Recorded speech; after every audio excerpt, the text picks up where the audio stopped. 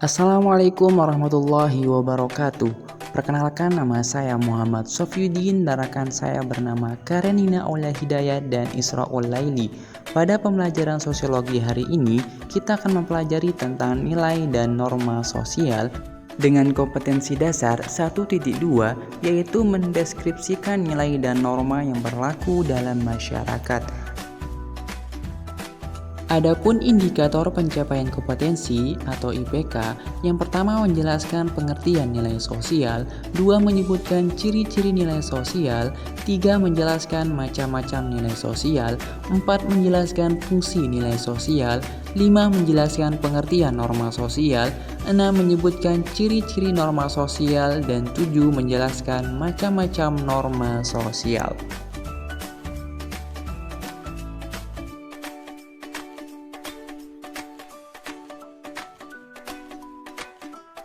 Teman-teman di sini ada yang tahu nggak apa itu nilai sosial?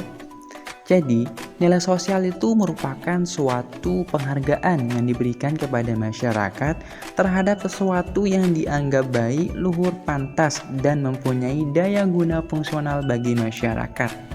Sedangkan menurut Profesor Dr. Notonegoro, nilai sosial itu dibagi menjadi tiga macam.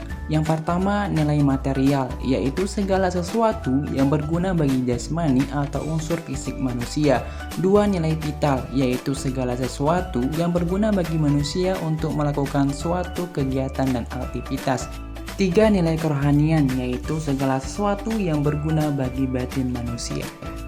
Adapun menurut Robert M.Z. Lawang, nilai sosial merupakan gambaran mengenai apa yang diinginkan, pantas, berharga, dan memengaruhi perilaku sosial. Kemudian apa sih ciri-ciri nilai sosial itu? Nah, yang pertama itu merupakan hasil interaksi sosial antar warga masyarakat, bahwasanya nilai sosial diterapkan melalui proses interaksi antar manusia yang terjadi secara intensif. Kemudian yang kedua, terbentuknya melalui proses belajar atau sosialisasi, contohnya nilai menghargai persahabatan.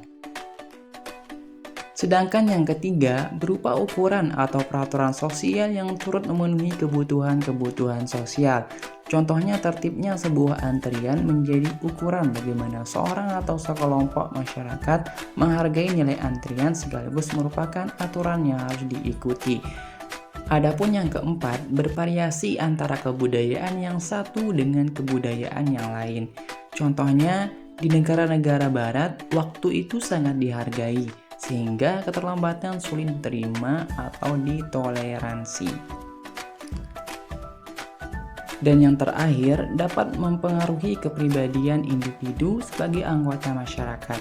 Contohnya, nilai yang mengutamakan kepentingan pribadi akan melahirkan individu yang egois dan kurang peduli pada orang lain.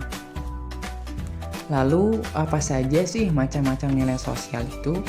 Nilai sosial berdasarkan jenis sosialnya dapat dibedakan menjadi dua, yaitu nilai dominan dan nilai mendarah daging. Nilai dominan yaitu nilai yang dianggap lebih penting dibandingkan nilai lainnya. Ukuran dominan atau tidaknya berdasarkan pada hal-hal berikut. Yang pertama, banyaknya orang yang menganut nilai tersebut. Kedua, tinggi rendahnya usaha yang memperlakukan nilai tersebut. Contohnya, menunaikan ibadah haji merupakan salah satu rukun Islam yang wajib dilaksanakan umat Islam bagi yang mampu. Kemudian nilai yang mendarah daging merupakan nilai yang telah menjadi kepribadian dan kebiasaan. Biasanya nilai tersebut telah terisolasi sejak seseorang masih kecil. Jika ia tidak melakukannya, maka ia akan merasa malu, bahkan merasa sangat bersalah. Adapun fungsi nilai sosial itu, yang pertama adalah sebagai alat untuk menentukan harga atau kelas sosial seseorang dalam struktur stratifikasi sosial, misalnya kelompok ekonomi kaya, kelompok ekonomi menengah, dan kelompok masyarakat kelas rendah. Kemudian yang kedua, mengarahkan masyarakat untuk berpikir dan bertingkah laku sesuai dengan nilai-nilai yang ada dalam masyarakat. Dan yang ketiga, dapat memotivasi dan memberi semangat pada manusia untuk mewujudkan dirinya dalam perilaku sesuai dengan yang diharapkan. Kemudian yang keempat, sebagai alat solidaritas atau pendorong masyarakat untuk saling bekerja sama untuk mencapai suatu yang tidak dapat dicapai sendiri. Kemudian yang kelima, pengawas, pembatas, pendorong, dan penekan individu untuk selalu berbuat baik.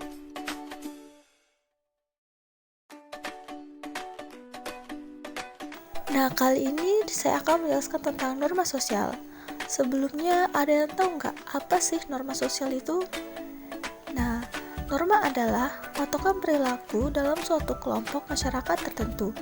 Norma disebut pula peraturan sosial menyangkut perilaku-perilaku yang pantas dilakukan dalam menjalani interaksi sosialnya. Keberadaan norma di masyarakat bersifat memaksa individu atau suatu kelompok agar bertindak sesuai dengan aturan sosial yang telah terbentuk sejak lama.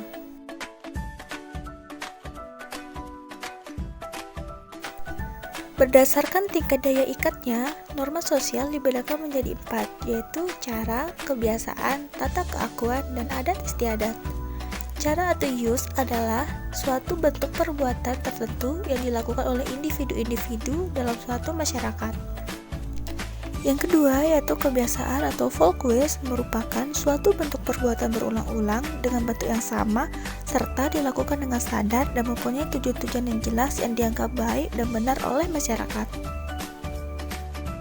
Selanjutnya yaitu tata keakuan atau mores adalah sekumpulan perbuatan yang mencerminkan sikap-sikap hidup dari sekelompok manusia yang dilakukan secara sadar guna melaksanakan pengawasan oleh sekelompok masyarakat terhadap anggota-anggotanya, seperti melarang berbuat kriminal pada setiap anggota masyarakat. Dan yang terakhir yaitu adat istiadat atau custom adalah sekumpulan tata kelakuan yang paling tinggi kedudukannya karena bersifat kekal dan berintegrasi sangat kuat terhadap masyarakat yang memilikinya. Selanjutnya tentang ciri-ciri norma sosial. Adapun ciri-cirinya, yang pertama, umumnya tidak tertulis, yang kedua, hasil dari kesepakatan masyarakat, yang ketiga, warga masyarakat sebagai pendukung sangat menaatinya, yang keempat, apabila norma tersebut dilanggar maka akan mendapatkan sanksi, dan yang kelima, norma sosial biasanya mengalami perubahan. Selanjutnya, macam-macam norma sosial. Menurut resmi tidaknya, norma dibagi menjadi dua, yaitu norma resmi atau formal dan norma tidak resmi atau bisa disebut dengan non-formal. Norma resmi atau formal yaitu patokan atau aturan yang dirumuskan dan diwajibkan dengan tegas oleh pihak yang berwenang kepada semua anggota masyarakat dan bersifat memaksa bagi semua anggota masyarakat. Selanjutnya, norma non-formal atau tidak resmi yaitu patokan atau aturan yang dirumuskan secara tidak jelas dan pelaksanaannya tidak diwajibkan bagi anggota masyarakat. Contohnya seperti aturan makan, minum, dan berpakaian. Menurut kekuatan sanksinya, norma sosial dibedakan menjadi 6, yaitu norma agama, norma kesopanan, norma hukum, norma kesusilaan, norma kelaziman, dan norma mode.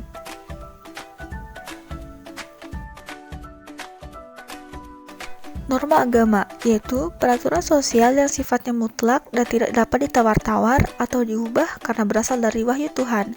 Contohnya seperti melaksanakan sembahyang.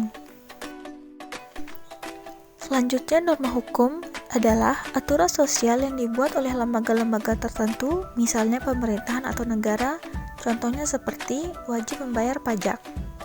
Selanjutnya, yang ketiga, norma kesopanan, yaitu sekumpulan peraturan sosial yang mengarah pada hal-hal yang berkenaan dengan bagaimana seseorang harus bertingkah laku yang wajar dalam kehidupan bermasyarakat. Norma kesusilaan, yaitu peraturan sosial yang berasal dari hati nurani.